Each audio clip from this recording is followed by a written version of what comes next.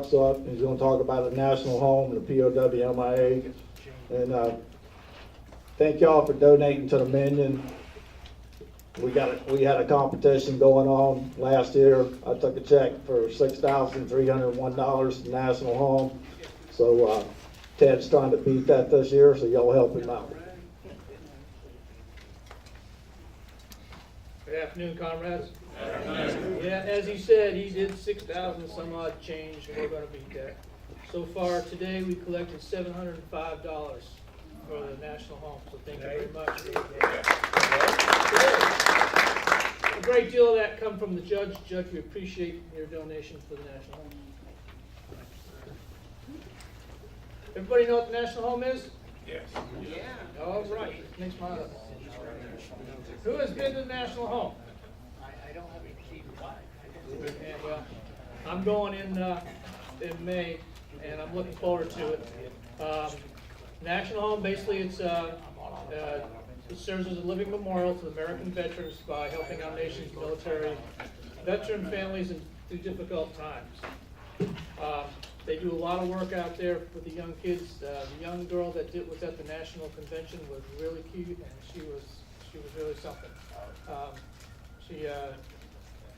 She was kind of just interesting when she was taking money. She grabbed that money, pass it on. She grabbed that money, pass it on. So that little arm was faster than the speed of light. And I'm not quite sure how much they collected, but she did a really good job. Basically, what I'm asking you to do with the National Home is take collections up in your posts in your district. Take collections up from the public. Send those donations into the department. What the department will do is put them all together. You'll get credit for it. What the department will do is put them all together, and when I go to the National Home for Children in May, I'll present one large donation from the Department of South Carolina. And in the past, the South Carolina's done really well at making donations, and we'd like to keep that going. So what can you do? You talk about the National Home and stress the importance of what they do for the children. Collect the donations at your post meetings. Do drawings. If you collect enough, collect for a life membership. National life membership is only $35 for the National Home, and then send the rest of the department for the donations. So in other words, if you do like the auxiliary does what they call a silver drill. They take money at their meeting, and if they get enough money for a life membership, they give the life membership to somebody who draws for that, and whatever money's left over, they donate that money to the National Home.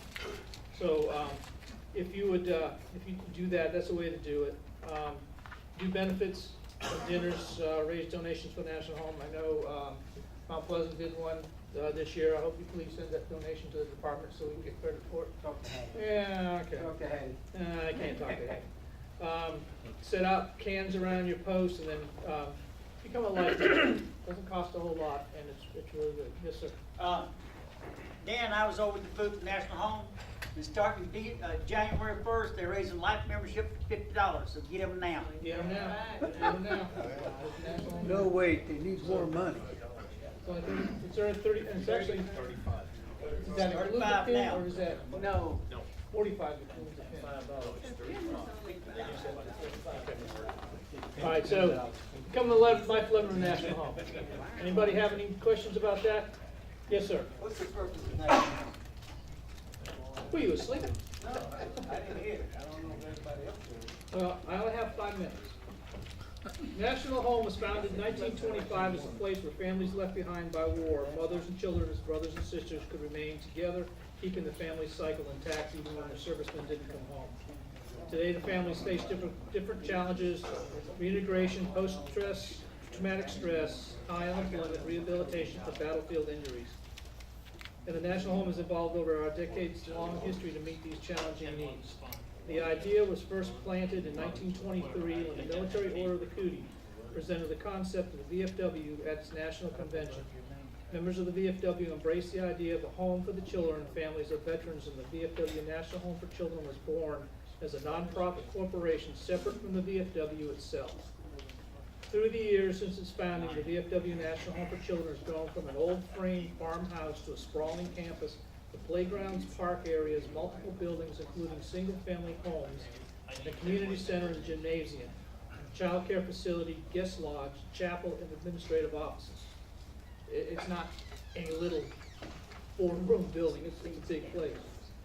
Over the years, the National Home has evolved to meet the changing needs of America's military and veterans families. Through it all, one thing has remained constant: the National Home's commitment to honor our nation's veterans and active duty military by providing help and hope for the children and families.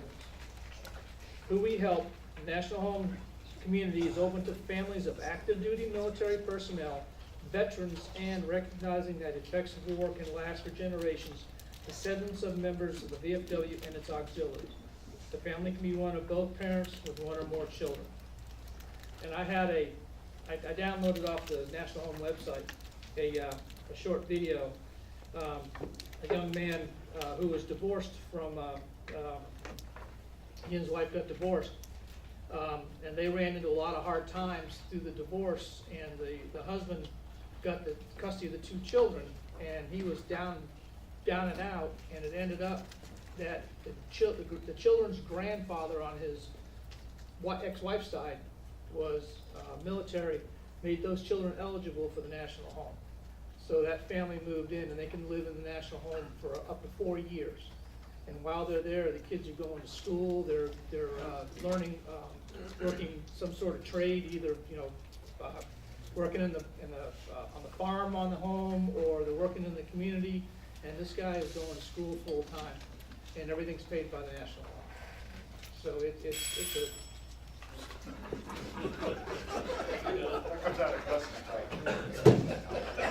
Anybody have any more questions? Pardon me? Say saved by the bell. Saved by the bell. You started again, because I have another one. I know. Okay, POW MIA. A lot's been said about the POW MIA. We're still actively searching for our veterans who are missing. It's already been talked about. September 21st is POW MIA Recognition Day. Please do something in your post. And I know in our post in Latson, we put out the POW MIA table. We do it on a day when we're having the community in. We go over we read what the table stands for, what all the placement is about, and we do a POW MIA ceremony for the public. So this is one way of keeping the word out of what we do. There's a couple of days that you need to be familiar with. Official days to display the flag. Public Law 105-85, written in November 16, 1997, indicates that the days that federal agencies, military installations, and U.S. post offices are required to display the POW MIA flag. Armed Forces Day, May 18. Memorial Day, May 27th. This is those are 2019. Flag Day, June 14. Memorial Day, July 4th. National POW MIA Day, September 21st, 2018, and Veterans Day, November 11th. Can't tell you how many times I drive by a federal facility or even a VFW post, and I'm guilty of it. There's a couple in my area that are not flying the flag on those days. So please be cognizant of these. Make sure your post commanders know and the district commanders know when these are, so that you can display the flag properly.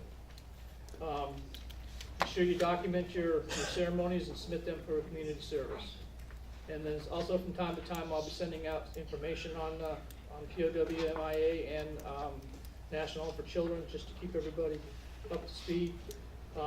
On the National VFW website, there's an excellent brochure for the POW MIA Accounting with Honor. It's a good read. There's a lot of information in there about how to do different things. And to keep up with what's going on with POWs. I recommend that you download this and keep it around the post for people to look at and see, to keep this out in the forefront. Last thing I just want to pass out real quick, that what has not been said, chairman of all the committees, please keep up with your winners and the people that, the submissions that were submitted to you for your program throughout the year. Don't just throw them away when you submit it to district or submit it to MAC department. Because at some time during the year, somebody's gonna come back to you and wanna know who did what. So don't throw those away, keep up with them so that you can regularly put your hands on them, so that, we can go back and research them for any type of awards. Yes, sir. If you're done, I'd like to add 2 flags. Yes, sir. Contentious issue, but I think it's important that all veterans organizations be aware that the political climate today is such that we have schools that are on their own deciding not to fly the nation's flag at a public school, okay? And it goes beyond leaders in education making that decision in a vacuum to make a political statement to where they're no longer doing the Pledge of Allegiance or the moment of silence. If you go to South Carolina state legislation, it is a requirement to fly our nation's flag at a public school. It is a requirement to do the Pledge of Allegiance. And it is also a requirement to provide 1 minute of moment of silence. Now, if you notice in your district the schools are not doing these things, all you need to do is go to the superintendent, very politely and very politically highlight that these requirements are in accordance with state legislation, as well as federal, when it comes to the nation's flag. I just want to bring that up. Don't want to give the details, had that occur, contacted the appropriate individuals, got the schools back on board. Just Thank be you, sir. aware of that. Can you give your name and post just so that people know who to contact? Johnny Guest, Post 3181 Commander. Thank you, thank you. One thing I didn't pass out to everybody that I ran across real quick, and it's an excellent article. It tells about the folding of the American flag and what each fold means. And I'm going to send that out to the district commander so you can see it. It's very interesting. It's a good thing to teach our children. So they know. Yes, sir. Just remember that's something that we need, I think it'd be proper to mention the 55 that have been brought back to American soil, who for so long we have not had that opportunity to know that some of these families are going to be able to put closure to their lost loved ones. So I just thought that'd be good to mention. Thank you. Thank you for bringing that up. Anybody else?